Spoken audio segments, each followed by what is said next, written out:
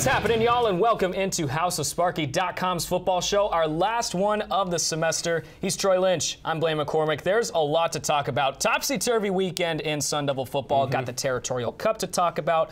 New head coach coming to Tempe as well. There's a lot for this show to cover. I feel like, Blaine, I'm in a glass case of emotion right now just because it's our last show. But also there's so much going on with ASU football. New coach, but first we have highlights from the Territorial Cup, so let's get right into that. Territorial Cup time in Tempe as the Sun Devils and Wildcats going at it for second in the Pac-12 South. There's the man Khalil Tate, and boy, did he get started early. Calls his own number, meets up with his old pal, the end zone, for 6 points, and the Wildcats, they were up pretty early. 14-0 to score, but later on in the first quarter, Manny Wilkins, there's a throw, and the connection with Kyle Williams, 18-yard touchdown. That's his 6th of the year. ASU finally on the board, but they're still down 24-14 going into halftime. That guy's pretty excited about that. Here's an interesting storyline. Khalil Tate got injured at the end of the first half, and here comes Brandon Dawkins, the original starter at the beginning of the season, but he could not get anything going for the Wildcats offensively. Christian Sam with the stuff up the middle. Now here come the Sun Devils. Wilkins with the lob, and N'Keal Harry with the jam. Now ASU up 28-24. That's a 5-yard touchdown. He got the wind knocked out of him. He's okay. And look at this celebration. That looks pretty scary, Blaine. I would not want to be that kid. Now the Sun Devils are finding a roll. 3 touchdowns in the third quarter, and here's one of them. Demario Richard with the stare down. Yikes. Wouldn't want to get in front of him. He had 165 yards and 2 touchdowns. And ASU, they're looking good. The force is with them. They're up 35-24 at that point. Fourth quarter, and if it ain't broke, don't fix it. Lobs it up to Harry again, somehow keeps his foot in bounds, and that clinches the cup. Final score in Tempe, 42-30. Sun Devils win it, ending the season 7-5, but it was not enough for head coach Todd Graham to keep his job as he was fired the next morning. Well, the Sun Devils end the season strong. However, Graham does not get to keep his job. And for more of that, we bring in Julian Paras, one of our best experts here on HouseofSparky.com. We'll talk a little bit about Todd Graham in a little bit. However, this is a very interesting situation because Khalil Tate is almost unstoppable when he's fully healthy. However, he injured himself in the first half of play, and then he went in for a couple of plays in the second half, but they just couldn't get it done. It was Brandon Dawkins. That's right. So my question to you is, if he's healthy and he plays the entire game, does ASU lose to the Wildcats? So for me, I'm not going to necessarily say yes. I'm definitely not going to say no. Oh, you are a mystery, aren't you? I know you think I'm playing it safe right now. Yeah. I can see it. But I'll say this, I'll state the facts first. So Khalil Tate in that game, he played very efficiently. Sure. He threw for 132 yards, 11 for 13 on passing, and he had a 94 QB rating, which is phenomenal. That's pretty good, yeah. Yeah, and considering the player that Khalil Tate is, he is a unique player that can change the game at the tip of his fingers. With the play style that he has, he can run the ball, he can occasionally throw it. But I'm not going to sit here and say that, you know, Khalil Tate was the best player out there, even though he didn't play for the entire game. Arizona State would have been ready. They would have been able to combat whatever Khalil Tate brought to the field, and they would have been able to show that they are a challenge. They're not going to go down easy. Yeah, you could definitely tell the ASU's defense, they came out, they looked ready to go. And everybody was surprised when Tate wasn't on the field. It was Brandon Dawkins, which is interesting because Dawkins was the starter for U of A last year. The Wildcats ran all over the Sun Devils. However, he just couldn't get it done. He did score a touchdown, but it wasn't enough. What was the biggest difference between last year and this year? Well, one thing that a lot of people, if you saw the game last year, you saw that the Sun Devils got torched in the run game. Oh, yeah. Because the Wildcats ran for 511 yards. They didn't pass in the second half. Exactly. So. And they didn't have Khalil Tate at the time. Right. Of all things. But there were some things that Arizona State showed off. They had the passing ability. They converted on 31 first downs. But it wasn't enough to get that win last year. But this year, you could see that the offensive efficiency was much better. They were passing the ball, running the ball, getting touchdowns. The defensive coverage was much improved. Yeah. Much improved. Given they did give up a route run every now and then, quite a few touchdowns. Sure. We'll say that. But you saw that those players were focused and they were ready. You saw the passion in their defensive effort, and you saw that they were not going to go down easy. Yeah, ASU has some new coordinators. Also, they are a much healthier team this year. But now let's get into one of the most controversial topics. Todd Graham ends the season 7-5. He's the head coach for the past 6 years. Ray Anderson just said he was tired of being average the last 4 years. Do you think this is a step in the right direction? Personally, no. Okay. I would wow. say, yes. I don't want to jump to conclusions and say whether or not this was the right decision to be made in this time, because I don't know what happens in the athletic director's office. Right. But you saw that there were questions circulating around this topic earlier this year around UCLA, when they were facing UCLA. But you got to give it to Todd Graham as a head coach. He gave his heart and soul for this program. And you saw that he made Arizona State known as a competitor in the Pac-12. We competed against some of the best teams like Washington, and we got that win. You saw that they were making strides in the right direction. So it's hard to say whether or not this was the right thing to do. It's just heartbreaking, because after winning the Territorial Cup, you hear that you get fired, right, and you don't know what to think. I know that they're probably going to consider Herm Edwards as the new head coach. A lot of people are skeptical about that because he hasn't coached in a while. But you have to look at this very carefully. Right. And the fact that the Sun Devils were moving in the right direction, like I said, it's going to be an interesting offseason for the Sun Devil football program. Bad timing, however, I do think it is necessary. And Herm Edwards, all Michael Crow, that president of ASU, has to do is say yes, and Herm Edwards is the new head coach. However, he hasn't been a head coach in 9 years. So a lot of questions, but that's good because we have Max Madden in studio to answer those questions. What do you have for us, Max? After a wild 4 days on the coaching carousel, it looks like Arizona State's search for its next head football coach may be coming to an end. Former NFL head coach and current ESPN analyst Herm Edwards will be traveling to Tempe this weekend to interview for the head coaching job with athletic director Ray Anderson and ASU president Michael Crow, according to Chris Cartman of Sun Devil Source. It is believed that if the meeting is successful, Edwards will be named the next Arizona State head coach as soon as early next week. Edwards' last experience coaching in the college ranks came with San Jose State University in 1989. After a brief stint with the Spartans, he moved on to coach with 2 different NFL teams before becoming the head coach of the New York Jets in 2001 and moving on to the Kansas City Chiefs in 2006. Across his 8 NFL seasons as a coach, Edwards compiled a 54-74 record while managing a 2-4 record in the playoffs. Some fans may be slightly surprised at the potential hire, however, since Anderson was the NFL Vice President of Football Operations for 9 years and also used to be Edwards' agent at one point, it makes the hire easier to understand for all of us. Other candidates reportedly being considered were Texas A&M's Kevin Sumlin, Michigan passing game coordinator Pep Hamilton, and Vanderbilt head coach Derek Mason. As always, you can follow updates on the houseofsparky.com as ASU nears a decision on its next head football coach. I'll send it back to Blaine at the desk. It was just yesterday that the thought of Todd Graham's troubles seemed so far away. Well, now they're here to stay. The day after ASU's win in the Territorial Cup, Vice President of University Athletics Ray Anderson relieved Graham of his head coaching duties. Too soon? Some don't think so. Why'd he have to go? I don't know, but Anderson did say that being 7-5 and second place in a riddled Pac-12 South is not the aspiration. But with the dismissal came surprise from the players. Many took to Twitter saying things like, "Wow, I'm so sick. I don't understand. Shaking my head, but also thank you. Always by your side, Coach G." French poet Paul Valéry once said, "A great man is one who leaves others at a loss after he is gone." Yesterday, football was such an easy game to play. Now I guess the program needs a place to hide away. It's been an emotional past 48 hours for Todd Graham, as Saturday night he was holding up the Territorial Cup with a 42-30 win over the Arizona Wildcats, but then on Sunday morning he found out he wasn't the head coach at Arizona State anymore. Graham has been the head coach for the past 6 seasons, acquiring a 46-30 overall record, but in 2017 he ended the season 7-5. The Sun Devils are going to a bowl game, but according to athletic director Ray Anderson, it wasn't enough, and the team has much higher expectations. 7-5 in second place in a riddled Pac-12 South is not our aspiration. We want to be in major bowl games on a consistent basis. And my job is to try to do what I can do to elevate us and make us better. And that's why the change was made. The decision has been one that I've been contemplating, and I've been evaluating each and every game as we have gone forward. Graham still had 3 more years left on his contract, and the buyout was $12.27 million.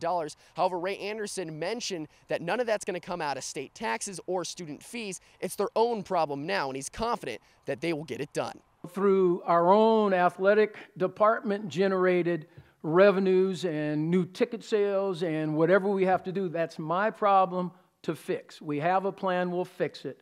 Anderson went on to say that he will allow Graham to coach in the bowl game. However, their head coach hunt begins immediately. We have a number of folks that we think will elevate us. Do they have to have previous coaching experience? I think for where we are, absolutely. Got to be a dynamic recruiter. You've got to be able to go in to anybody's house in Southern California, Northern California, Louisiana, Texas, and sell the vision. Now, Graham didn't expect to be fired, but he held a press conference today and walked in with a smile on his face, saying how grateful and blessed he was to coach here at Arizona State. And regarding his future, he said it's in God's hands now. And I want people to be clear on where I'm at. You know, that I'm a Sun Devil, and I think I always will be. A couple of my kids graduated from here, and I didn't build this place to tear it down. And that's what I told our players today. This place is not about one person.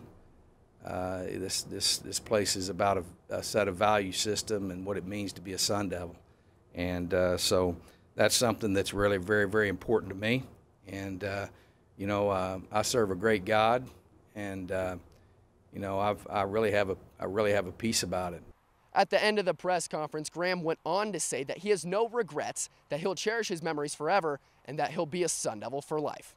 Reporting here at Sun Devil Stadium, Troy Lynch, HouseofSparky.com. They're going bowling. Not to an alley, but a bowl game. With the win over Oregon State a couple weeks ago, ASU earned bowl eligibility, but which one they go to? Well, there's a combination of them. ASU, Oregon, and Arizona each finished 7-5. Though ASU has wins over both of these schools, it does not boost them in the bowl depth charts. These three can play in a combination of the Sun, Vegas, and Cactus Bowls. Now, reports from ASU officials say they expect to play in the Sun Bowl, which is in El Paso, Texas. The Sun Devils went there 3 years ago under Coach Graham as they beat Duke 36-31. That one is a combo of Pac-12 schools and ACC. So the projected team they could face would either be Louisville, NC State, or Florida State. This could change in the next few days, but make sure to keep updated on houseofsparky.com. Well, the bowl game, that's still uncertain for the Sun Devils, but what we do know is certain is that ASU beat U of A in the Territorial Cup, and Blaine and I picked 3 stars from the game, and we want to share them with you right now. My first star is going to be the man, the myth, the sophomore, N'Keal Harry. This guy went off, caught 4 passes in the game, and 2 of them were for touchdowns. Both were lobs from Manny Wilkins, and what would be difficult catches to make for a normal wide receiver, it was just another day in the office for Harry. My second star goes to Kobe Williams. Prevented 14, yes, I said it, total points against the Wildcats, blocked a Hail Mary, a 2-point conversion, and another touchdown late in the 4th quarter. So Kobe Williams fits into my number 2 spot. However, my ultimate star of the game is going to go to Demario Richard. 166 yards, 2 touchdowns, and surpassed 3,000 career rushing yards in the game, which only 5 other Sun Devils have ever done in the history of the program. And those are my 3 stars of the Territorial Cup. There were a lot of players that really shined in this game. Here are my 3 brightest. I'm going to start off on defense. Christian Sam is my first star of the day. He had 10 solo tackles in the game. 2 of them were tackles for loss. He leads the team by a long shot with 127 tackles on the season. Guess what, Troy? 87 of those are by himself and himself alone. Then I got DeMonte King. He collected 6 total tackles in the game, breaking up 2 passes as well, and then collected an interception. Good day at school for you, kid. Then my first star of the game is Manny Wilkins, the man in charge. He threw 3 touchdowns against the Wildcats, tying a season high for him. Last time he did that was against the Red Raiders of Texas Tech. Then on the season, almost 3,000 passing yards for him, and then 17 touchdowns. It was a pretty good junior season for you. All right, let's have some fun here on the show. It's time for Pick Your Poster. Here's how it goes down. Blaine and I were at the last ASU football game against University of Arizona, and we saw some pretty good posters. There were a lot. There were a lot. And so we picked out our favorite, tweeted about it on the House of Sparky account, and you guys voted which one you thought was the best, and we're here to show you which ones they are. Blaine, I believe you have the first one. All right, so when this pops up, I think this guy might be a cartoonist by trade. Look how Look how creative this is. So we're going to diagnose this, Troy, all right? Okay. All right, step by step. You know I love to analyze stuff. That's a U of A banner in his hand, okay? That's a bear, hence what it really means to bear down. Okay. And he's bear downing on a toilet, it looks like, in the middle of a forest. I noticed that. So it's just a creative poster. I liked this one. It really popped in the crowd. And it's not the only thing that popped. Got one. That's a good one. But like anybody that saw this was just dying laughing. I died when I saw it. So whoever created this one, I got to give you a lot of credit because there's a lot of effort in this poster. And I appreciate that, folks. That's awesome. Do you actually know what bear down means? I don't. My sources at U of A won't even confirm. I don't even know if this is how you bear down, but it's probably not. Probably not. Probably not. Yeah. All right. Well, creative points. That one's funny. Get some funny points for that one. But mine's more on the creative side. Look at this. Super Mario. I like that. And just look how much time and effort this probably would have took. At Pixelman Dan. Not sure who that guy is, but if you want a cool poster of something pixelated, you better hit him up on Twitter. You know, I heard that every time Super DeMario hits a coin, he gets 6 points. There you go. Instead of 1. You see what I did? And he definitely proved that in the Territorial Cup. Plus, look at this pose. Have you ever done the Mario pose for like a picture or something? Doing? I love it. I love it. He even put the pitchfork on the helmet, everything. This is very detailed, and that's why this was the winner of Pick Your Poster for the segment. It won by a landslide, too. It was good. 73% of the votes. Make sure you always be looking for our Pick Your Poster segments on the House of Sparky Twitter page. But to catch up with everything that happened in the Pac-12, let's send it over to Josiah Destin. Josiah? It was rivalry week in the Pac-12, where wins came by an average margin of nearly 20 points in rivalry matchups. In the Apple Cup, Washington dismantled Washington State's Pac-12 hopes in a 24-point beatdown. And in the Civil War, Oregon beat Oregon State by 59. But in games that mattered most, UCLA beat Cal by just 3 to earn bowl eligibility for the 6th time in 7 years. And Utah beat Colorado to go bowling for the 4th consecutive season. While USC did not play, Stanford clinched a spot in the Pac-12 championship game with a 38-20 win over Notre Dame. The number 10 Trojans and number 12 Cardinal are set to meet in Santa Clara on Friday at 6 p.m. Mountain Time.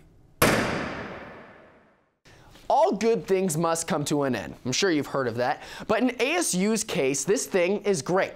Running back Mario Richard is that thing. And even though there's still a bowl game yet to be played, Richard cemented his legacy as one of the greatest running backs to ever wear an ASU uniform. In his last game at Sun Devil Stadium, Mario Richard surpassed 3,000 career rushing yards, something that only 5 other Sun Devils have done in program history. Super DeMario ran for 165 yards and 2 touchdowns in his last Territorial Cup, ending the season on the hottest streak of his career. The last 4 games he played, he ran for over 115 yards and 7 total touchdowns. 2017 was the cherry on top after battling injuries for almost every game of the 2016 season, where he only averaged 3.6 yards a carry and scored 3 times. This season, he's had a career-best 12 TDs with 1 more game left to play, making DeMario Richard our feel-good story of the week. Here's our ASU top plays of the season. Brandon Reese, our captain crunch time, putting in the 41-yarder, and they beat Oregon 37-35. Now here's ASU against USC. Manny Wilkins, he just throws up a prayer. I don't know if those are actual words, but Kyle Williams answers the prayer, bouncing out of the end zone. However, he did stay in bounds when he did catch it. Here's another look, and that's a Hail Mary. Works for the Sun Devils every time. Well, maybe not every time, but it deserves our number 4 play. Well, Troy, you can't teach talent, and here is one who has a lot of it. Eno Benjamin, first career touchdown for him in a Sun Devil uniform, and it's a bouncy one. Bouncing off of the defenders left and right, diving into the end zone. Look at this. 1, 2, 3, 4.5, maybe 5, and he just dives into the end zone. Quite the catch and quite the run for it. ASU wins against the Buffaloes in this one. And he's only a freshman. That was impressive, but not as impressive as this play. Lob it up to N'Keal Harry again. Double coverage, double no problem. And here's the stare down, my favorite part. Kneel before N'Keal. Obey your master on the football field. Wow, UCLA ended up beating the Sun Devils, but this earns our number 2 play of the season. And here's number 1 for you, Manny Wilkins. Seen it before. over the defender, hurdling into the end zone. Make sure, Troy, you book 2 tickets on Air Manny because he'll take you far into the end zone. Just launching himself over this guy. Look at that. Oh, and he took a hit. There's no way you can teach that to anybody, and he deserves our #1 spot. Thanks, Manny. Works out, bro.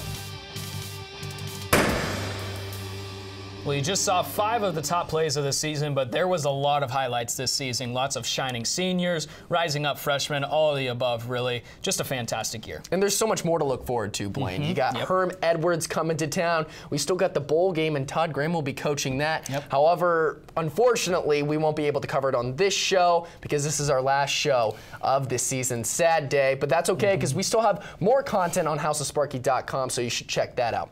He's Blaine McCormick. I'm Troy Lynch, and for the last time of 2017, thanks so much for tuning in, and we'll see you next year.